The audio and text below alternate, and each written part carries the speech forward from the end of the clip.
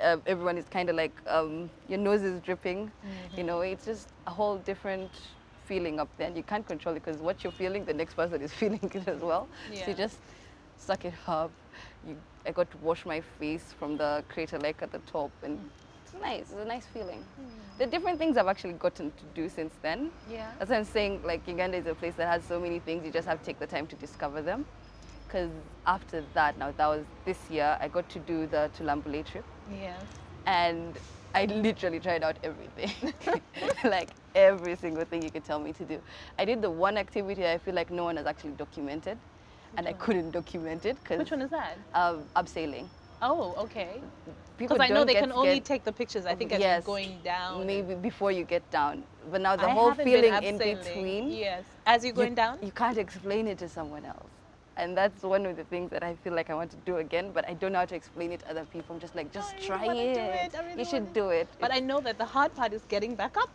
Oh yes, you have to walk all the way, but I like walking, so that was it. Clearly. So, The so for hard you, bit- like an the hard ideal bit date for would me. be hiking. Yes. I think the hard Okay. bit was just letting go. Because leave someone else in charge of you. No.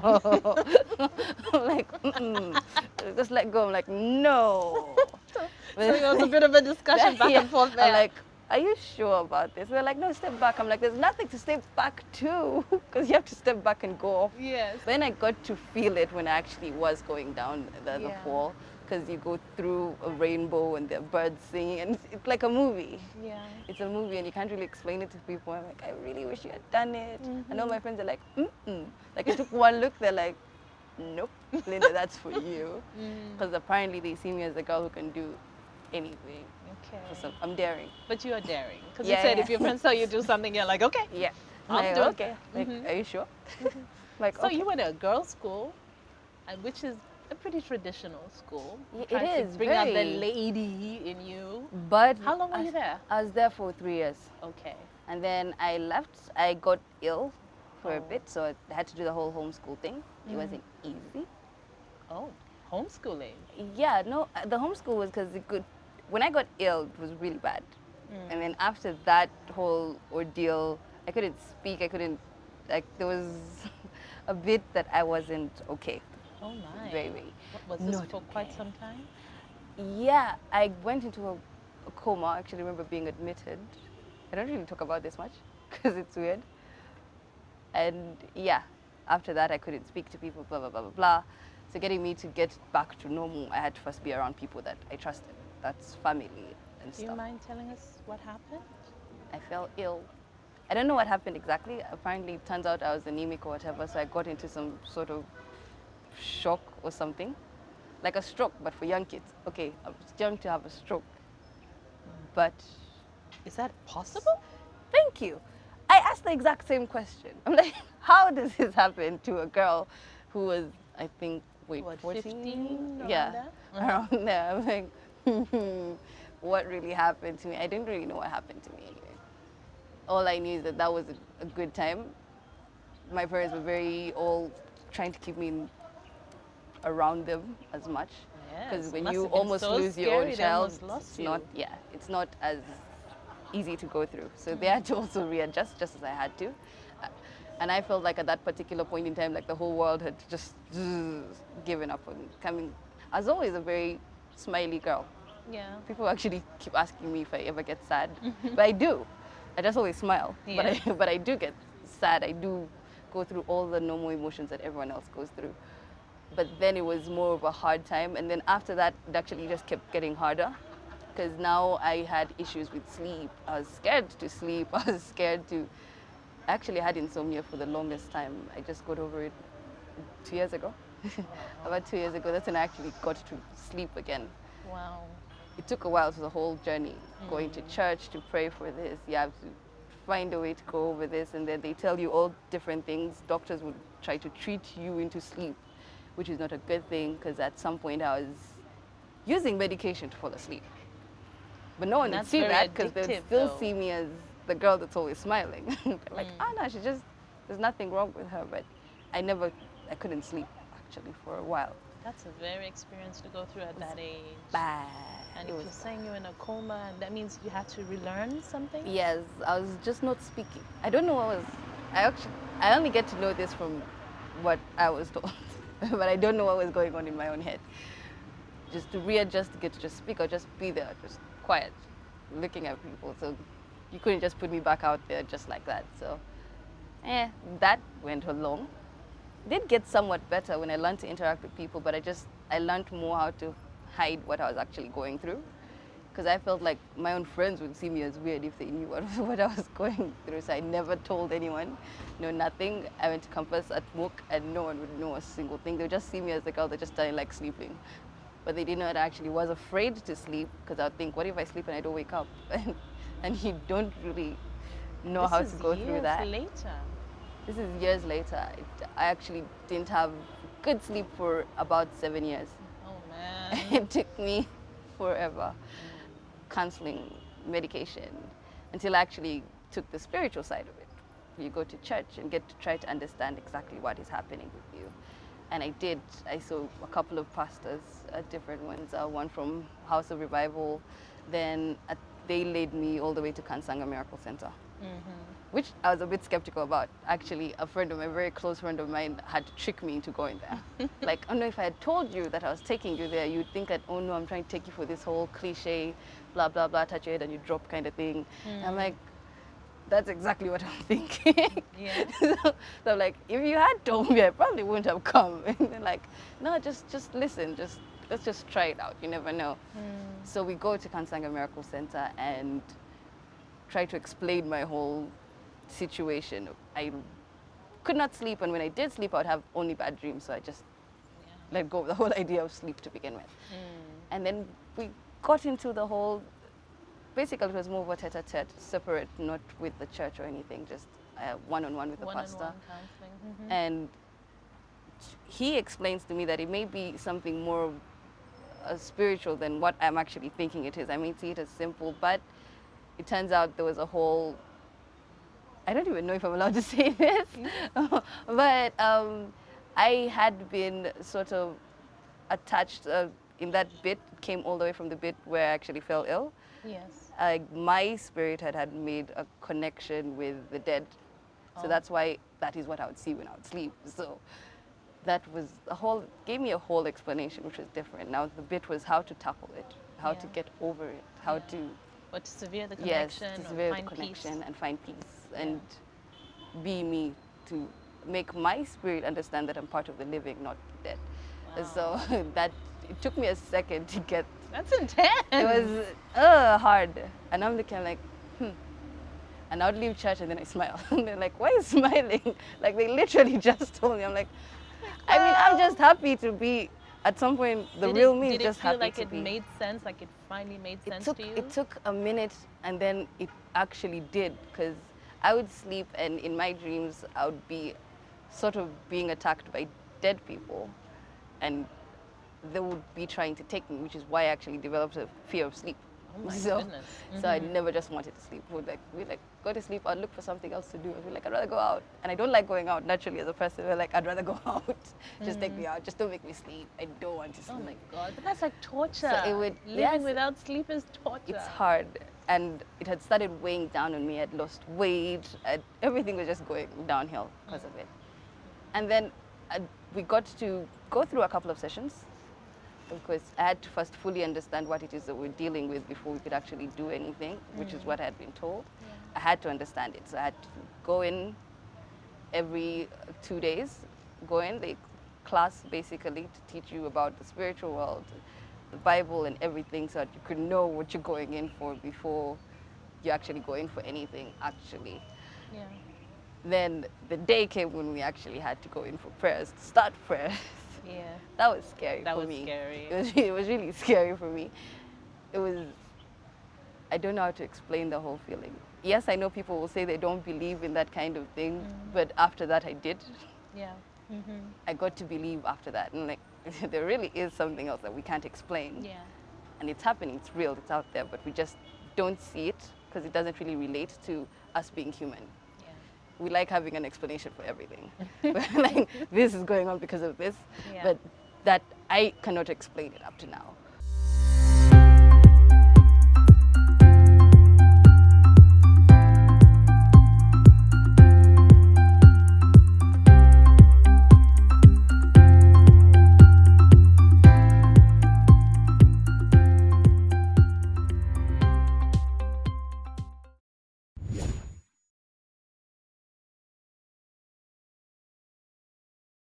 But then, yes, we did prayers. I did a whole deliverance session from Kansanga Miracle, actually, which is where I've been going to ever since. So I did a whole deliverance session. And shockingly enough, that night I slept.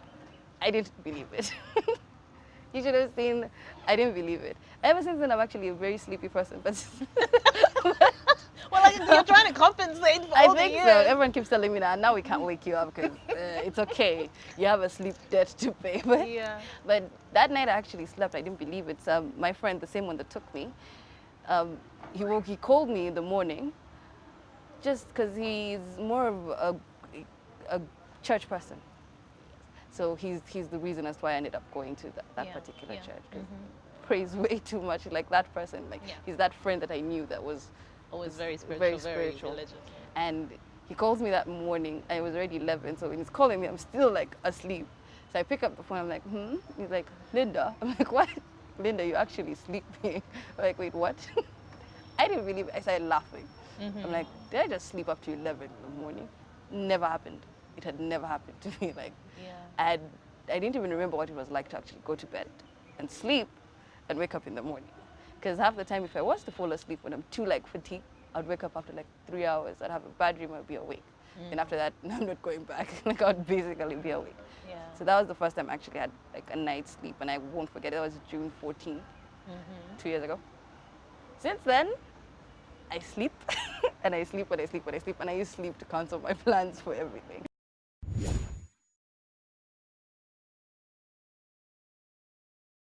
Is this everyone's in a position to judge and say whatever they want to say? I mean, Yes. social media, that's the bad side of it. That's the bad side of social media, but there's a good side as well. You get to buy clothes. Okay.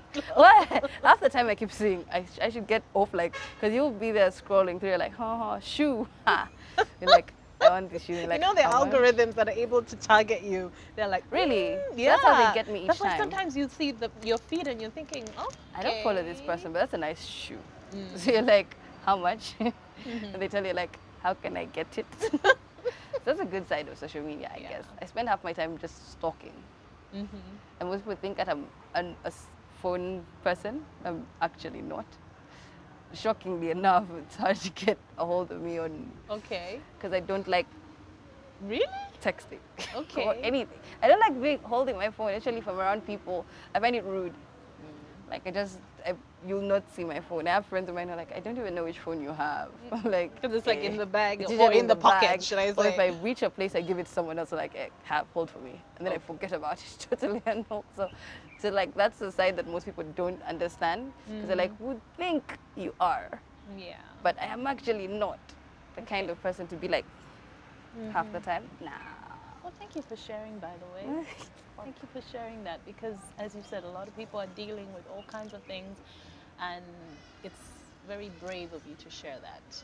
And the spiritual, I mean, yeah, It's a we've all whole- experienced things, and until you actually experience something, That's when you can actually know that it's real. yeah.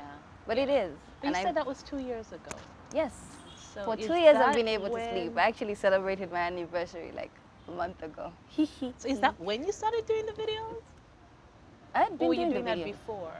Oh, I And just when, slightly what was your before. first? Do My you remember first, it? let me try and remember my first. My first video was to a song. Yes, it was to a song, a little French song. It sounded like a nursery rhyme. I don't even remember it. It was weird. What inspired you to do that? My sisters, my little sisters, Oh. they find me very silly. So I would keep finding videos of me doing dumb stuff around the house in their phones. I'm like, why were you recording? They're like, do you not see what you were doing? I'm like, Okay. So they have a lot of dirt on me. So I try to be nice to them as much as possible.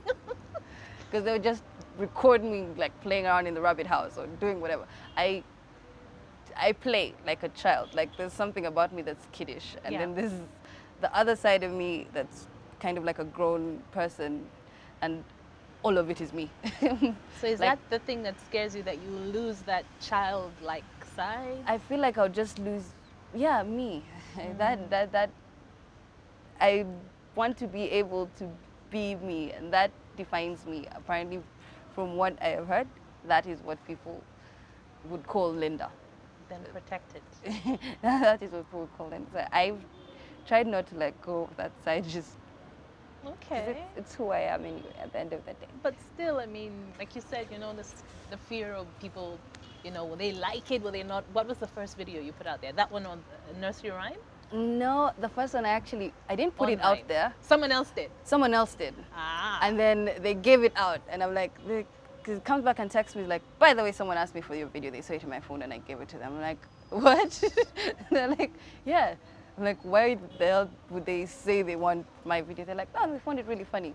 I'm like, really? I have a hard time taking compliments, by the way. So even when someone gives me a compliment, I'm like, you lying. It took me a second for me to actually believe that people liked what I was doing. Okay. And I'm looking, I'm like, how are you guys getting these videos anyway? Because I'd post them on my page, people would download them, or if I would share them, my own friends would ask me for them, and I'd be like, okay. So I'd share them with my friends. They would go ahead and share with other people, who'd share with other people, who'd share with other people. It just went, at some point, I couldn't believe what was happening. And it happened really fast. Really fast, because I go to a salon and I'm sitting there and I could hear myself in the background in someone's phone. I just didn't want to turn around. No. I'm like, let me just stay. I hope they don't notice, because like I sat there and they were watching. One of the first video I feel made people really happy was the Abanonia. I come to Hokkaido TV to look for the white man to marry me, and who is ready to go for HIV positive. Jesus is Lord. Is that how you work? Continue. The age he must have 30 years to 40 years. I don't care, or he have a children. And I'm not working. I'm looking for that one who can start to employ me a business. What? What? Kind of this kid, and they're like, how is she looking so serious doing this? And I also don't know how I did it, because sometimes I would watch the videos, I'm like, how did I do that?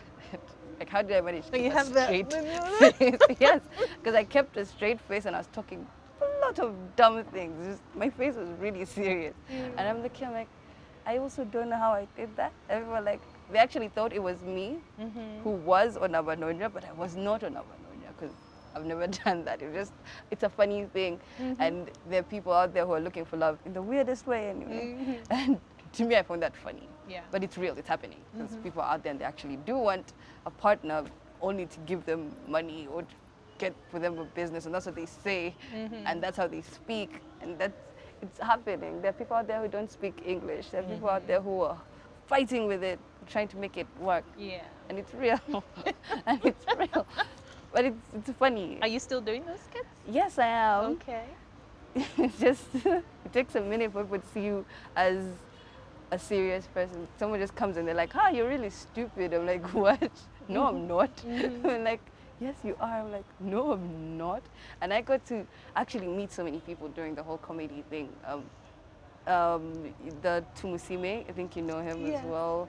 Martha K as well. And they come to me and tell me they like what I'm doing. And I'm like, hold up. It should be the other way around. Yeah. And it's a good thing that I've gotten to meet people that I wouldn't have thought that would be a fan of me, coming to tell me that they're my fans. I'm like, I am your fan. What's happening?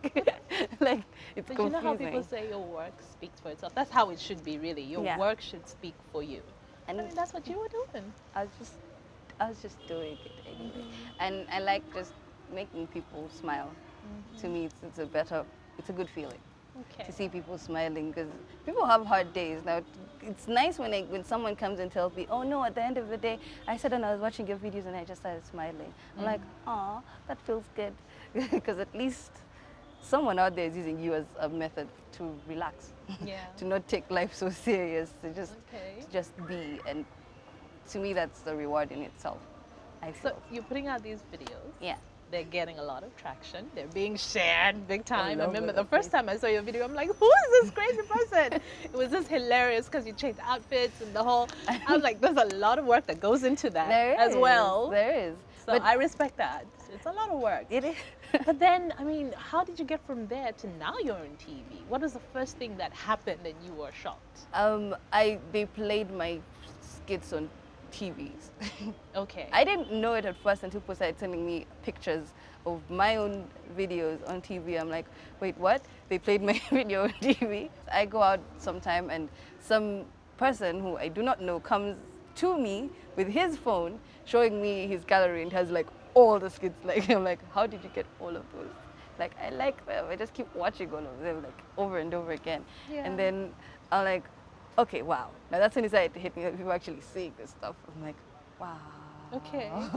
I didn't know how to react to it. I still don't know how to react to it sometimes. Because you come and you tell me you have seen my videos and I'm like just smiling. I'm like, because I'm thinking about what you've seen. I'm like, oh God. Ha, that is the side you know about me. But I think I'm getting used to it.